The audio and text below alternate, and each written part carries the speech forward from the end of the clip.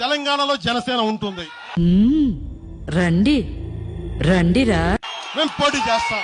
Flash back. Telangana assembly ఎన్నికల ఫలితాల్లో పవన్ కళ్యాణ్ కు ఊహించని షాక్ తగిలింది. జనసేన అభ్యర్థులకు ఎక్కడ డిపాజిట్ కూడా దక్కలేదు.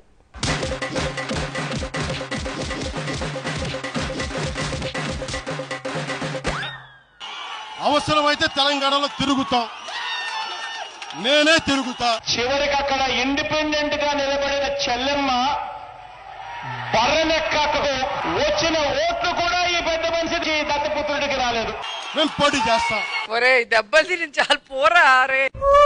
2019లో ఓడిపోయినప్పుడు మన తెలంగాణ నాయకులు ఒకటే చెప్పారు, అన్నా మా తెలంగాణలో ఉంటే నీకు పరిస్థితి రానిచ్చేవాళ్ళం కాదని చెప్పి. ఆంధ్ర సైడ్ తెలిసి తెలియక ఒక చిన్న తప్పు వల్ల మా దేవుణ్ణి మేము ఓడించుకున్నాం. మా తెలంగాణలో ఉండుంటే మాత్రం కళ్యాణ్ బాబు కల్ట్ చూపిస్తాం.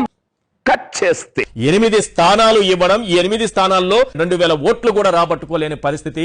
కళ్యాణ్ బాబు కల్ట్ చూపిస్తాం. ఇలాంటి ఐడియాలు ఇచ్చి నన్ను సంకనాకి ఇచ్చావురా, ఇప్పుడు మళ్ళీ సంకనాకలారా. పవన్ కళ్యాణ్ ముఖ్యమంత్రి అవుతాడు ఇక్కడ. ఆంధ్రాలోనే దిక్కు లేదు, పవన్ కళ్యాణ్ ఇక్కడే ముఖ్యమంత్రి అవుతాడు. ఇందాక చెప్పలే నేను ఎవరి కాదు తెలుసుకోవాల్సింది.